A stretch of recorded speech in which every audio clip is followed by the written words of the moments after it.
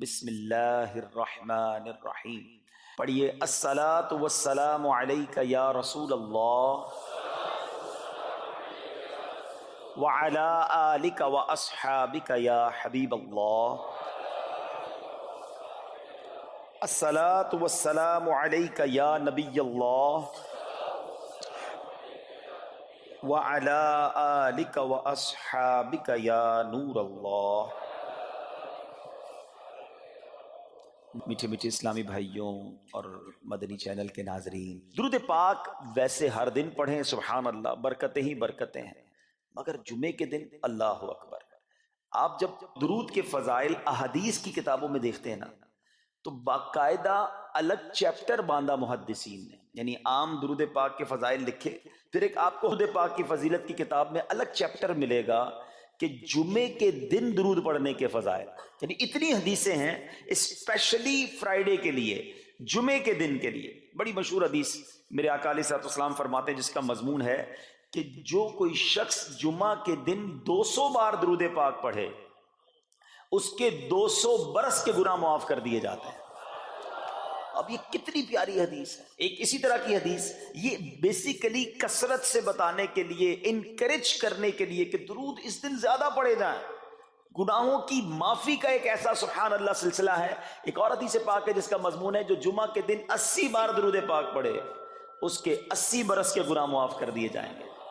تو یہ دن تو سبحان اللہ گناہ گاروں کی بن آتی ہے، گناہ گاروں کو موقع دیا جاتا ہے کہ پورے ہفتے میں اگر کوئی کمزوری رہ بھی گئی ہے تو اب جمعہ آ گیا ہے، اب درود پڑھ لو، اب تلاوت کر لو، اب دعائیں کر لو، اب اللہ سے رجوع لے آؤ. یہ جمعے کا دن سبحان اللہ، مفتی احمد یار خان نعیمی رحمت اللہ تعالی فرماتے ہیں جمعہ کے دن کوئی نیکی کی جائے، اللہ کی بارگاہ میں جمعے کا شرف اور مقام اتنا اعلیٰ ہے کہ جمعہ کی ایک نیکی 70 گنا اس کا ثواب عطا کیا جاتا ہے، ملٹی پلائی بائی 70. سوچئے، اب سمجھدار لوگ بیٹھے ہیں، کاروباری لوگ بھی بیٹھے ہوں گے. ہمارے یہاں نارملی سپر اسٹور پہ یا کسی جگہ پر مارکیٹس وغیرہ میں اسکیم لگتی ہیں، 25% discount, 50% discount, buy 1 get 1 free, ایک خریدو دوسرا فری.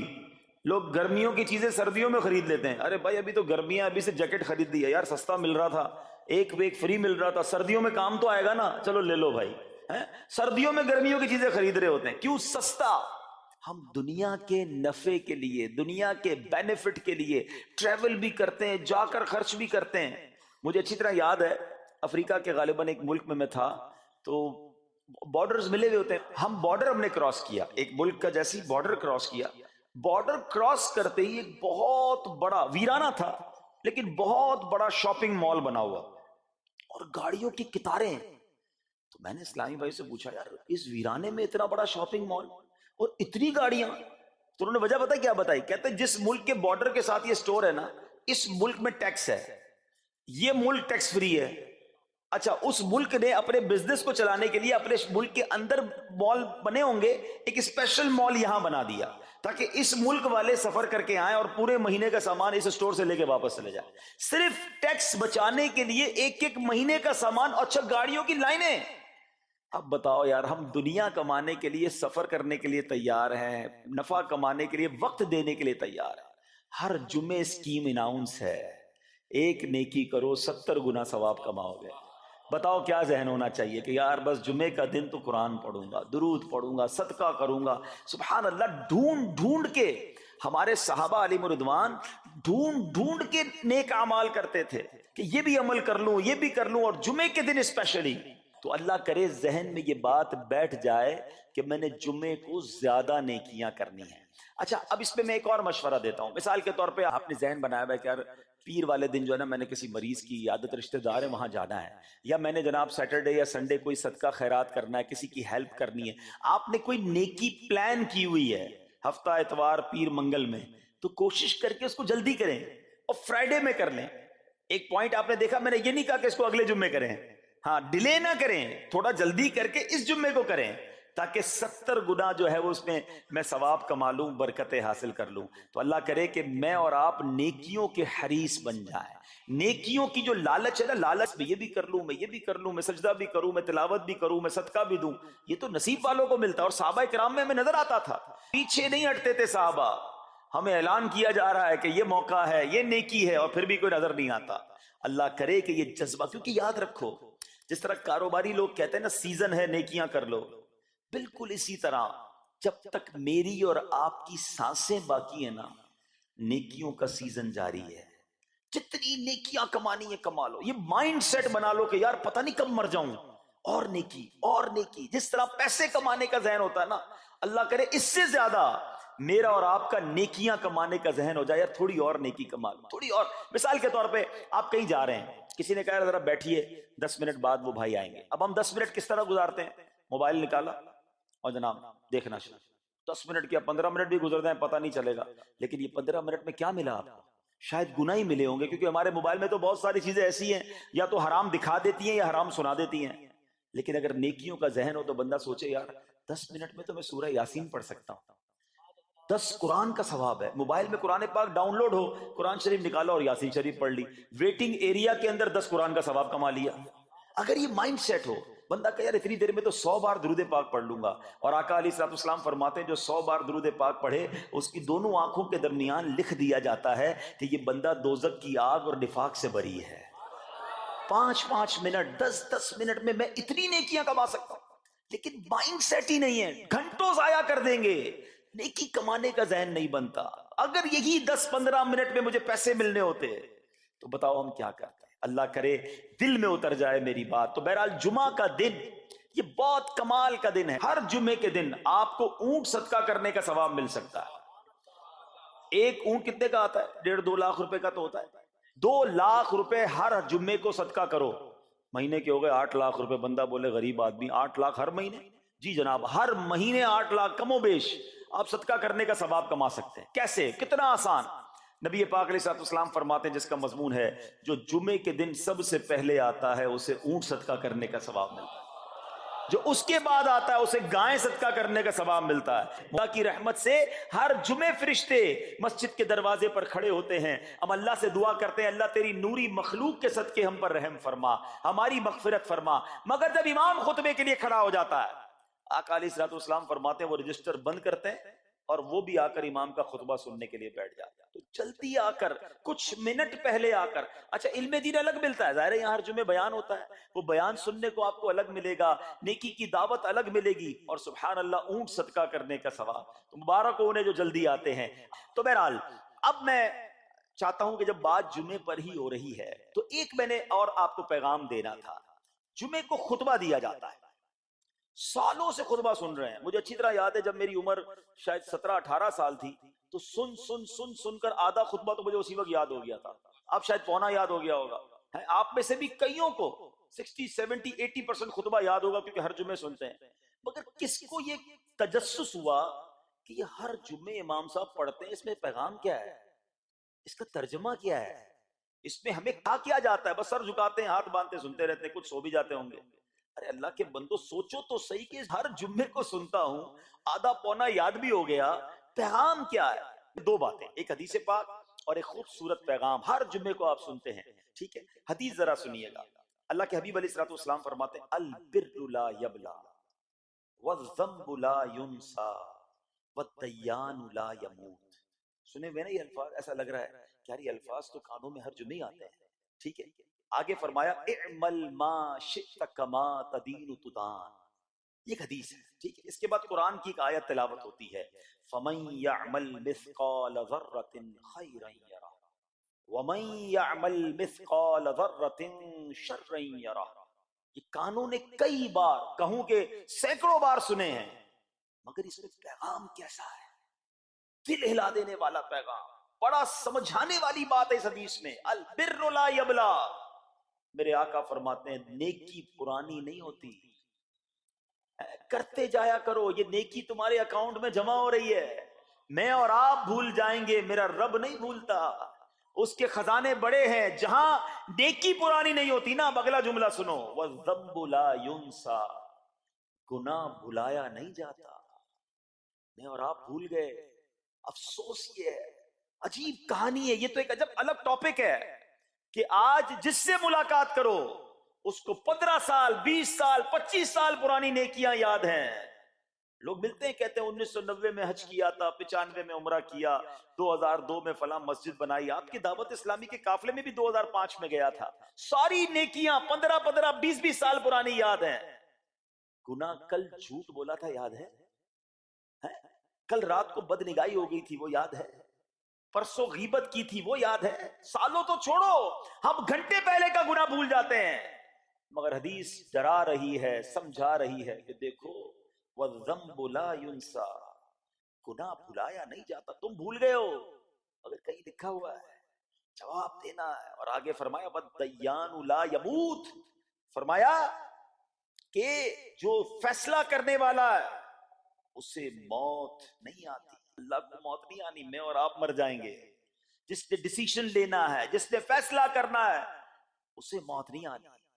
پھر آگے فرمایا اعمل ما شئت کما تدین تدان، کر لے جو کرنا ہے، جیسی کرے گا ویسی کرے گا۔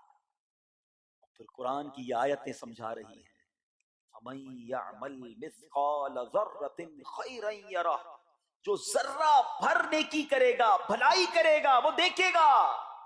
وَمَن يَعْمَلْ مِثْقَالَ ذَرَّةٍ شَرًّا يَرَهُ، کہ جو ذرہ بھر برائی کرے گا وہ بھی دیکھے گا۔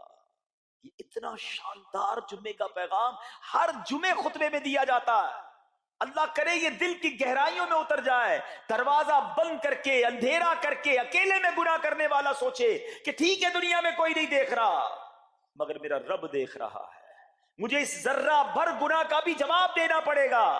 لوگ کہتے ہیں چھوٹی سی بات ہے یار، چھوٹا سا گناہ ہے، ٹھیک ہے چلتا ہے، سبھی تو کرتے ہیں۔ نہیں جناب، وہ نقطہ نواز ہے، وہ معاف کرنے پہ آئے تو 100 بندوں کے قاتل کو معاف کر دے، اور وہ پکڑنے پہ آئے تو ایک نقطے پر پکڑ فرما دے۔